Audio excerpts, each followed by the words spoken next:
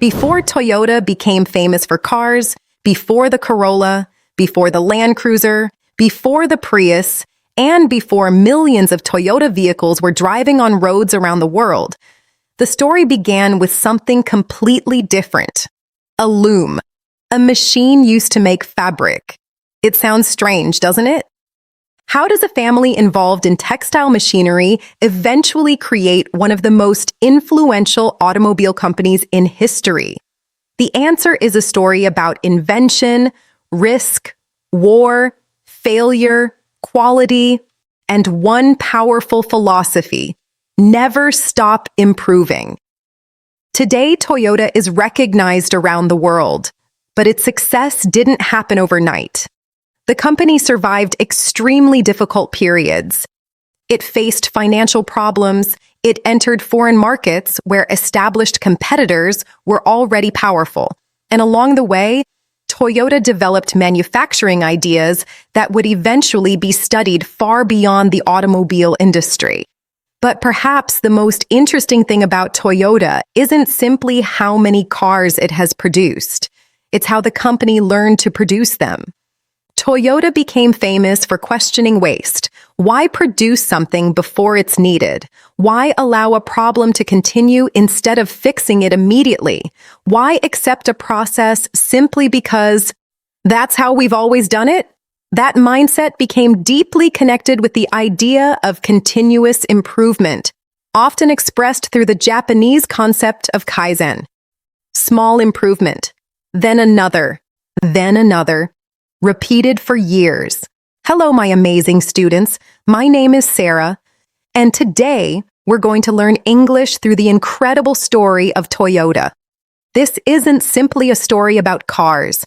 It's a story about how an idea can evolve across generations, how a company can learn from difficult moments, and how seemingly small improvements can create enormous results over time. And while following Toyota's journey, you'll naturally improve your English listening, learn useful vocabulary about business, innovation, manufacturing, and success, and practice understanding a real historical story in clear, natural English. We'll follow Toyota's journey through 5 chapters. Chapter number 1, Before Toyota Made Cars. We'll meet Sakichi Toyoda and discover why the story of Toyota actually begins in the textile industry. Chapter number 2, The Birth of Toyota. We'll follow Kiichiro Toyoda as he moves toward automobile manufacturing and see how Toyota Motor was established in 1937. Chapter number 3, The System That Changed Manufacturing. We'll explore the ideas behind the Toyota production system, including efficiency, continuous improvement, reducing waste, and producing what is needed when it is needed. Chapter number 4, How Toyota Conquered Global Markets. We'll see how Toyota expanded beyond Japan, built a reputation for quality and reliability, created Lexus, and later helped push hybrid cars into the mainstream with the Prius. And finally, Chapter number 5, The Lessons Behind Toyota's Success.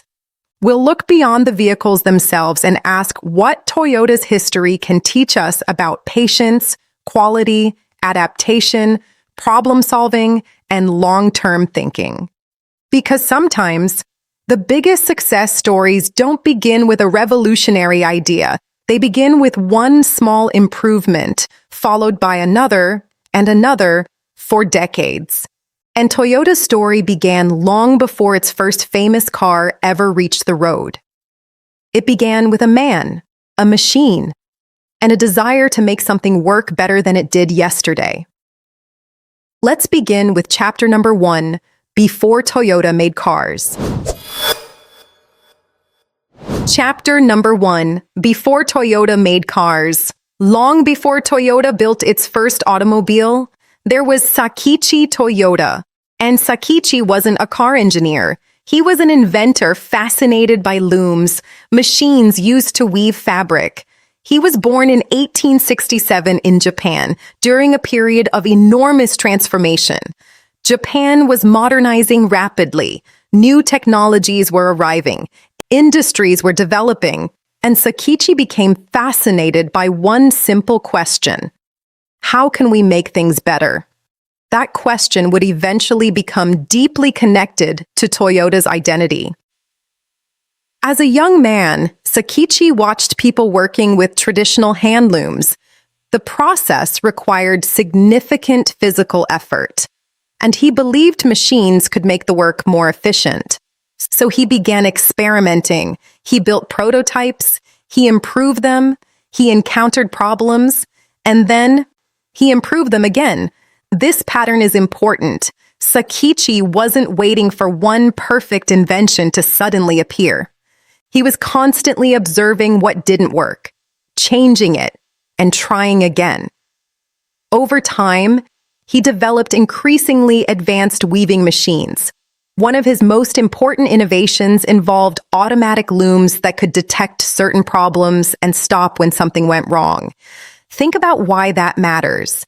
Imagine a machine producing fabric, and one thread breaks. If the machine continues operating, it may produce a large amount of defective material before anyone notices.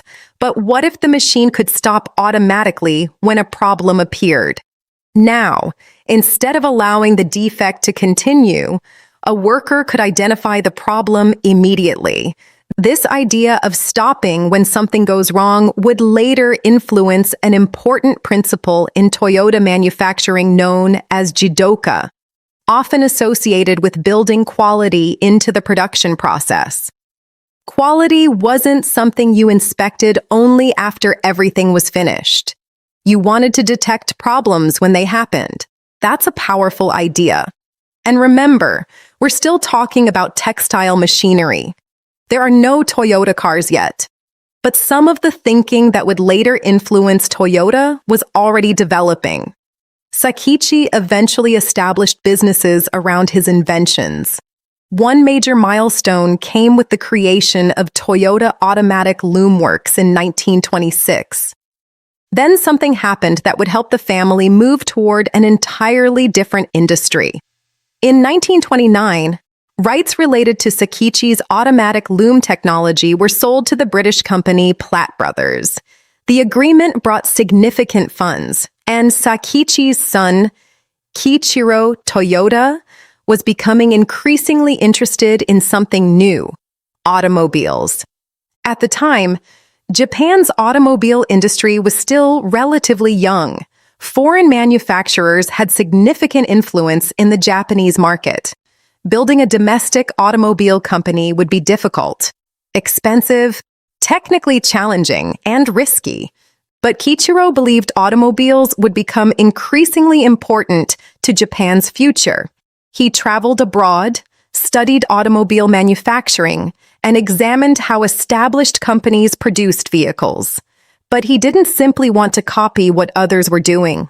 He wanted to understand the systems behind production. How did factories organize work? How could components arrive when they were needed? How could waste be reduced? How could Japan develop its own approach to automobile manufacturing? This is where the Toyota story begins shifting dramatically. The family's textile business had given Kiichiro access to manufacturing knowledge, engineering experience, and financial resources. Now, he wanted to apply those strengths to cars. In the early 1930s, an automobile department was established within Toyota Automatic Loom Works. Kiichiro and his team began studying engines and developing prototypes. This wasn't easy. A car contains thousands of components. An automobile manufacturer needs much more than an engine. It needs materials, suppliers, machines, engineering knowledge, workers, capital, and an entire production system capable of bringing everything together. For a company coming from textile machinery, this was an enormous challenge. But there was something important working in their favor. The Toyota family already understood manufacturing. They understood machines, they understood experimentation, and perhaps most importantly, they understood improvement. If something didn't work, you studied why. Then you change the process. Then you tested it again. That mentality would become incredibly important. Kiichiro's team eventually developed an experimental engine, and Toyota's early automobile projects began taking shape. In 1935, the company produced the prototype A1 passenger car. It also developed the G1 truck. The following year, the AA passenger car entered production. Now the transformation was becoming real. A business whose roots were in weaving machinery was becoming an automobile manufacturer. But there's another question many people ask. If the family surname was Toyoda, why is the company called Toyota? During the development of the automobile brand, the name was changed from Toyota to Toyota. Several explanations are associated with the decision, including the appearance and sound of the word in Japanese, and the fact that writing Toyota in Japanese katakana traditionally requires 8 brushstrokes, with 8 considered fortunate in Japanese culture. The new name also helped distinguish the growing company from the Toyota family name. Then, in 1937, Toyota Motor Company was formally established as a separate business. Toyota was officially entering a new era, but the timing couldn't have been more difficult. Japan and the wider world were moving toward years of war. Resources would become limited. Production priorities would change, and after the Second World War, Toyota would face a crisis serious enough to threaten its survival. The company we now associate with enormous factories and global success would have to fight simply to stay alive. And from those difficult years, Toyota would begin developing a manufacturing philosophy that eventually attracted attention around the world. The story of Toyota cars had finally begun, but Toyota's real competitive advantage was still being created. Chapter number 2. The birth of Toyota. In 1937, Toyota Motor Company officially became a separate business. For Kiichiro Toyoda, this was the beginning of something he had spent years preparing for. But creating a company is one thing. Keeping it alive is another. And Toyota was born during one of the most difficult periods imaginable. Japan was already at war in China. And within a few years, the Second World War would transform economies around the world. For Toyota, this meant that the dream of becoming a major passenger car manufacturer had to change. During the war years, production was heavily influenced by military needs. Toyota manufactured trucks and other vehicles, while materials became increasingly difficult to obtain. Steel was limited, fuel was limited, resources were precious. Under those conditions, waste wasn't simply expensive. It could make production impossible. And this environment reinforced an idea that would later become central to Toyota. Use resources carefully. Don't produce unnecessary things. Don't waste materials. Don't waste time. Don't allow problems to continue unnoticed. When the Second World War ended in 1945, Japan was devastated. Cities had been destroyed, infrastructure had been damaged, the economy was struggling, millions of people faced hardship. Toyota survived the war, but survival after the war was far from guaranteed. Imagine trying to build automobiles in a country where people are struggling to afford basic necessities. Who is going to buy a new car? Toyota needed to rebuild while operating in an extremely difficult economic environment. And yet, this period of scarcity forced the company to think differently.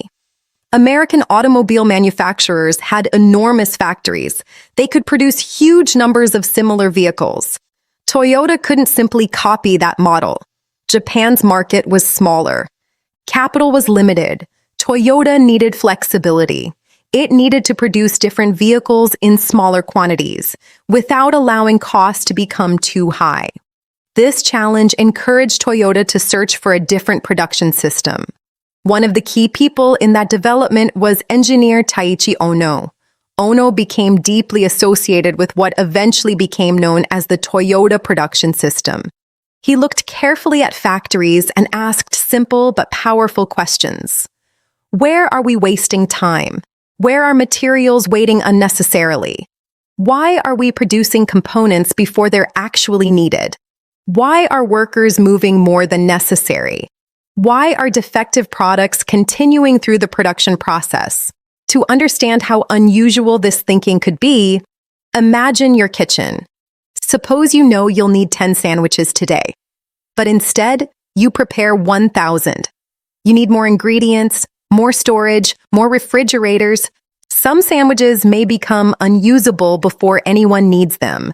You've spent money producing something that isn't currently required. A factory can face a similar problem on a much larger scale. Producing too much too early creates inventory. Inventory requires space. It ties up money, and it can hide problems. Toyota increasingly focused on producing what was needed, in the amount needed, when it was needed. This became closely associated with just-in-time production. The idea had roots in Kiichiro Toyoda's earlier thinking and was later developed much further within Toyota's production system. But Toyota's post-war journey wasn't smooth. In fact, the company came dangerously close to collapse. By 1949 and 1950, Toyota was experiencing a severe financial crisis. Sales were weak. Cash was limited. The company struggled to meet its obligations. Management attempted major restructuring, including reducing the workforce. The situation led to a serious labor dispute. Eventually, Kiichiro Toyoda resigned as president. Think about that. Today, Toyota is associated with stability and long-term success. But there was a moment when its future looked extremely uncertain. This is why studying the full history of successful companies is so valuable. If you only look at Toyota today, you see the result. You don't see the moments when the company almost failed. Success stories often look inevitable when we read them backward. But while people are actually living them, the future is never guaranteed. Then circumstances began to change. The Korean War started in 1950. American military procurement created significant demand for trucks and other vehicles from Japanese manufacturers. Orders helped Toyota's financial situation recover. The company had survived one of the most dangerous moments in its history. But Toyota still had an enormous challenge ahead. If it wanted to become a major global automobile company, it needed to compete with manufacturers that were larger, richer, and more experienced. Toyota couldn't simply beat them by becoming a smaller copy of them. It needed its own strengths, and those strengths increasingly came from the way Toyota thought about production.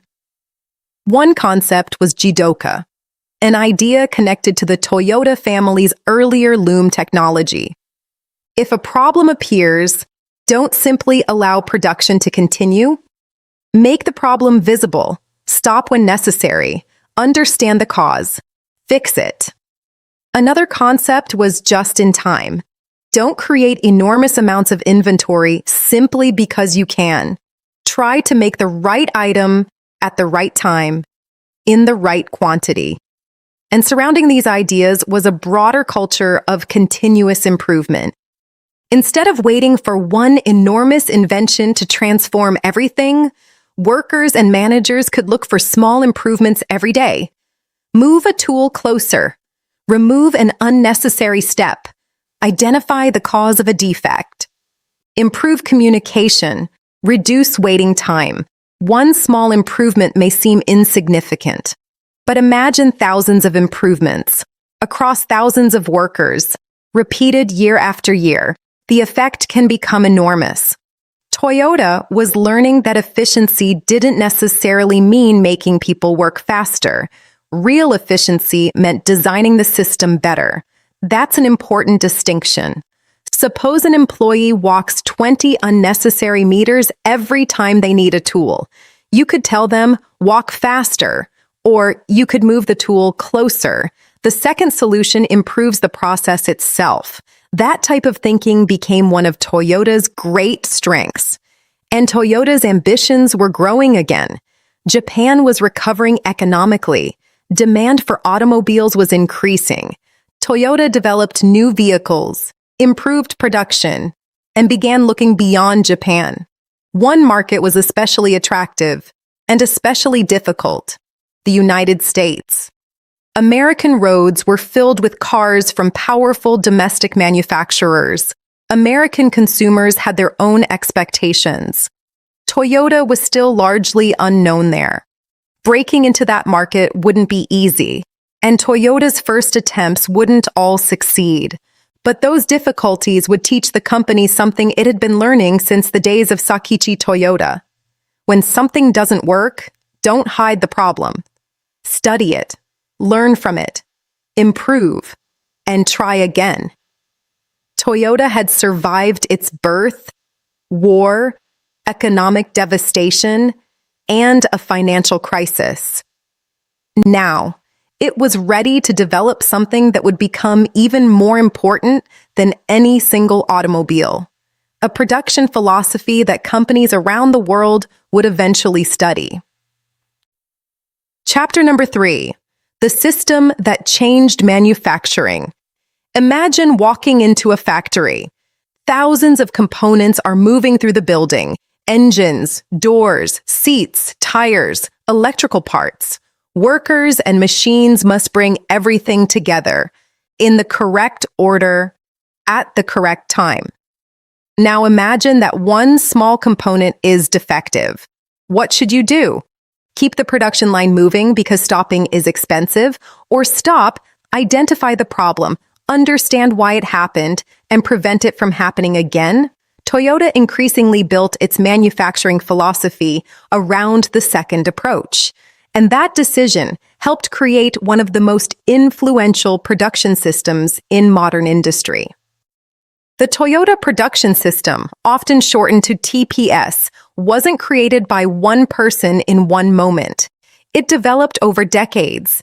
Ideas from Sakichi Toyoda, Kiichiro Toyoda, Taichi Ono, Eiji Toyoda, and many other people inside Toyota contributed to its development. But underneath the complicated processes were some surprisingly simple questions.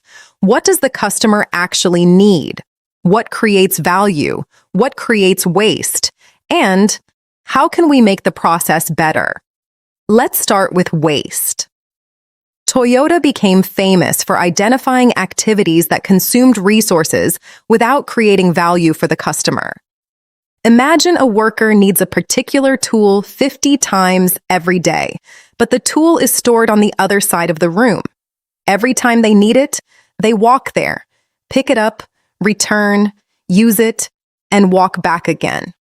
The worker is busy, but being busy isn't the same as creating value.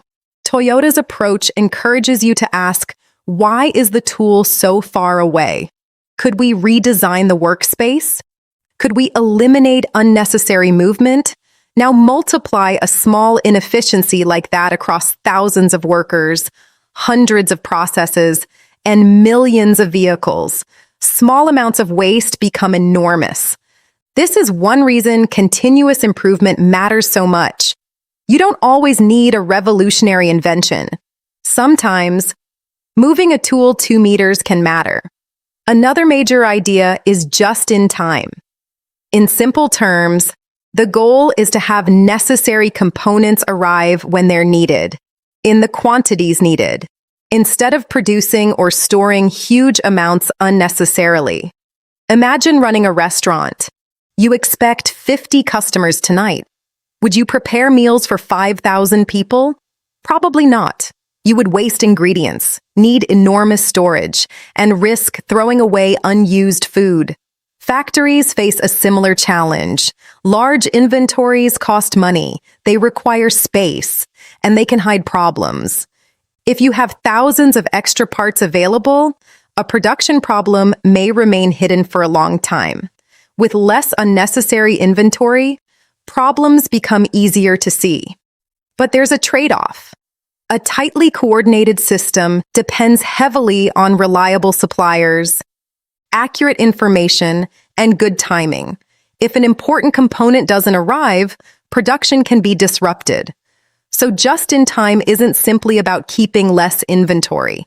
It requires coordination throughout the system. Toyota also developed the use of Kanban as a method for signaling when parts were needed. The inspiration is often connected with the way American supermarkets replenished products. Imagine taking a carton of milk from a supermarket shelf. The empty space sends a message. We need another carton here. Production can operate in a similar way. Instead of producing components simply because a machine is available, demand from the next stage helps signal what should be produced. This creates a kind of pull system. Production is pulled by actual need, rather than pushed forward without regard to demand. Then we have Jidoka. Remember Sakichi Toyoda's automatic loom? If something went wrong, the machine could stop instead of continuing to produce defective fabric. Toyota carried this philosophy into automobile manufacturing. When an abnormal condition appears, the process should make the problem visible and allow it to be addressed. In Toyota factories, this became associated with systems such as the andon, a visual signal used to communicate the status of production and highlight problems. Traditionally, workers could signal when something was wrong and, depending on the situation, production could be stopped so the issue could be addressed. At first, stopping a production line sounds inefficient. Every minute costs money. Wouldn't it be better to continue producing? Not necessarily. Imagine producing one defective part, then allowing the problem to continue. 10 defective parts, 100, 1,000. Now the original small problem has become an expensive one. Stopping temporarily can prevent much larger waste later. Toyota's philosophy encouraged people not simply to hide problems, but to expose them. Because you cannot improve a problem you're pretending doesn't exist. Another idea closely associated with Toyota is Kaizen, continuous improvement. People sometimes hear that phrase and imagine enormous innovation, but Kaizen can be much smaller. A worker notices that a particular movement is uncomfortable. Can the workstation be redesigned? Someone notices that a tool is frequently misplaced. Can its location become more obvious? A team repeatedly finds the same defect. Instead of repairing each defective product individually, can they identify the root cause? Toyota became famous for asking why repeatedly when investigating problems. This approach is commonly called the 5 whys. Imagine a machine stops. Why? Because a component overheated. Why did it overheat? Because it wasn't receiving enough lubrication. Why wasn't it receiving enough lubrication? Because a pump wasn't functioning correctly. Why wasn't the pump functioning? Perhaps a maintenance issue had been missed. Now you're no longer simply restarting the machine. You're investigating the deeper cause. The exact number of questions isn't magical. The principle is what matters. Don't stop at the first explanation. Look deeper. Another important element of Toyota's system was respect for human knowledge. Workers directly involved in production often understand problems that managers cannot see from an office. If you're doing the same task hundreds of times, you may notice inefficiencies immediately. Toyota's philosophy increasingly emphasized involving employees in improvement. This doesn't mean every Toyota factory has always operated perfectly. No company does. And Toyota itself would later face serious quality challenges and recalls. That's important because the Toyota production system isn't a story about perfection. It's a story about creating processes designed to find imperfection and improve it. And perhaps that's why Toyota's ideas spread far beyond Toyota. Other automobile manufacturers studied them, researchers studied them, businesses outside manufacturing adapted them. Eventually, concepts inspired by Toyota helped shape what became widely known as lean manufacturing. Hospitals, software companies, logistics businesses, and many other organizations began experimenting with related principles. Reduce unnecessary work, make problems visible, improve continuously, understand what customers value, fix root causes rather than repeatedly treating symptoms. Think about how powerful that is. Toyota began as a Japanese company with roots in textile machinery. Yet decades later, people around the world were studying the way it organized work. And there's a lesson here that goes beyond business. Many people want dramatic improvement. They want to transform their English in 1 month, transform their body in 2 weeks, transform their career overnight. But Toyota's philosophy suggests another approach. Improve something small today, then improve something tomorrow. Learn 5 useful English expressions. Correct 1 pronunciation mistake. Listen for 20 minutes. Speak even when the sentence isn't perfect. Tomorrow. Repeat. One small improvement doesn't look impressive, but one small improvement repeated for years can completely change the result. Toyota didn't become globally influential because of one magical day. It developed systems, learned from problems, and improved repeatedly. But a brilliant production system wouldn't matter if customers didn't want Toyota's cars. To become a truly global company, Toyota had to leave the comfort of its home market, enter countries with powerful competitors, and convince millions of people to trust an unfamiliar Japanese brand. That journey would include failure, adaptation, some of the most successful vehicles in automotive history, a new luxury brand, and eventually, a hybrid car that changed the industry's conversation about fuel efficiency.